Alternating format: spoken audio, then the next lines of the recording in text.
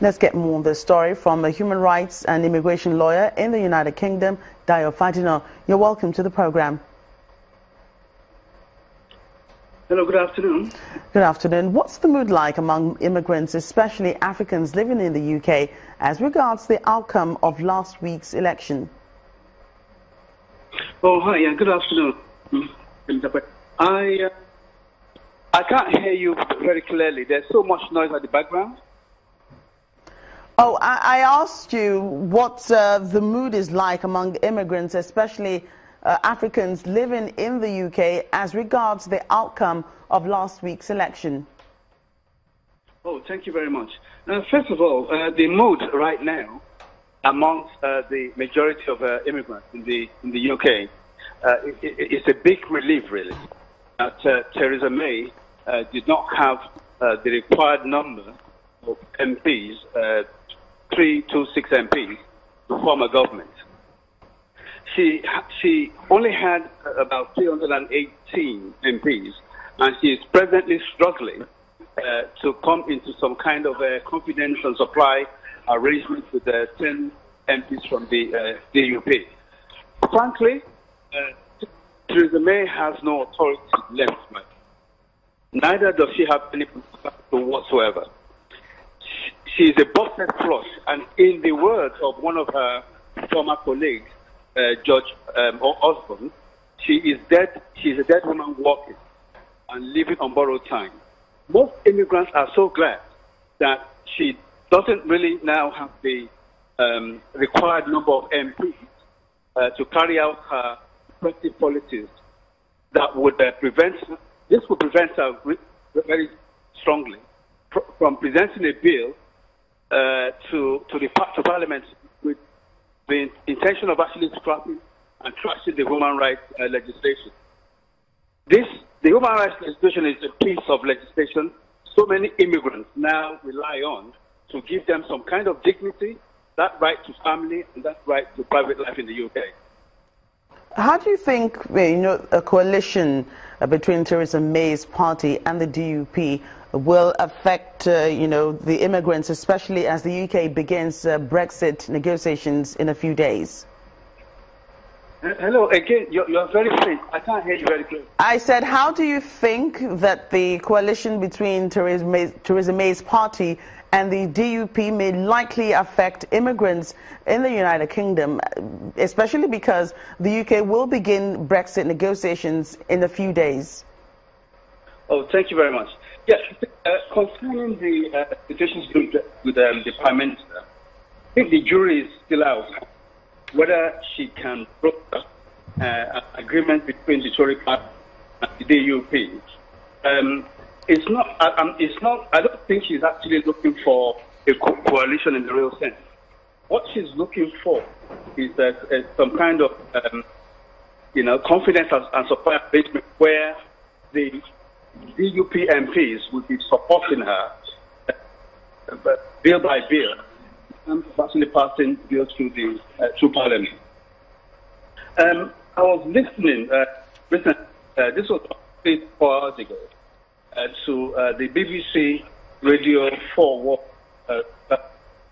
and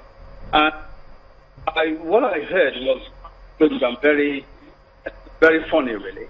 All I heard on news was the fact that she would not be able to present the Queen's to Parliament scheduled for next week Monday, because it seems the legal scheme which such speech is written on would not be available. That again is very false. And another reason what they're giving is that as far as they are concerned, until they actually come to an agreement with the DUP, they would not be able to do anything about presenting the Queen's speech next week. Right. Human rights lawyer. Thank you for that. Human rights lawyer Govt speaking to us from the UK. Thank you for your thoughts. Hey, Nigeria, the Victim Support Fund has signed a new memorandum of understanding with the Borno State government for its health support program. The new MoU is to include free treatment for both internally displaced persons as well as survivors of bomb attacks and other weapons in the course of the terrorism. The VSF is giving additional funds to the Borno State Specialist Hospital and the University of Maiduguri Teaching Hospital for that purpose. Last week's attack by insurgents on a residential area in Maiduguri has everything to do with the amendments of the already existing Memorandum of Understanding between the Victim Support Fund and the Borno State government. The Executive Secretary of the Victim Support Fund, Professor Sunday Ochochi, says before now the MoU centered around mostly IDPs in need of medical attention. But now the health support program will fully cater for the needs of persons injured by weapons and indeed IDPs. The VSF says it is impressed with how funds have been utilized by the beneficiary hospitals, pledging to provide additional funds. The funds we have given them, we want to see precisely how it has been utilized, and following the attack, what new needs may have emerged that we will need to support. And so we have come round. One, we are happy to see that, especially here at the University Teaching Hospital, that our funds are making the difference. The medical director of the State Specialist Hospital, Dr. Laraba Bello, gives an account on how previous funds were expended and why the hospital needs more help.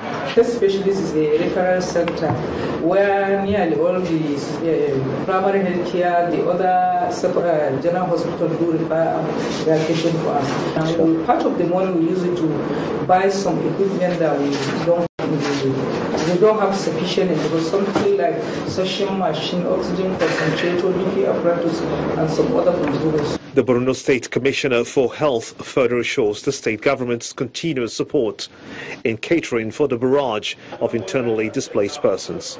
They also maintain that there are more IDPs in the host community than in makeshift camps. Aside from the normal hospital supplies, and we said, okay, use it strictly for IDPs. You know, when they come in and provide for them, those that we think can afford, they should, you know, go to the normal revolving fund scheme. And I don't think it took more than 4 months. It got exhausted. The specialist hospital has already received additional 10 million naira to aid treatment of the affected population, as contained in the MoU. Still to come on Network Africa. Opposition grows against constitutional reforms in Mali as thousands take to the streets in protest. That's in a moment. Please stay with us.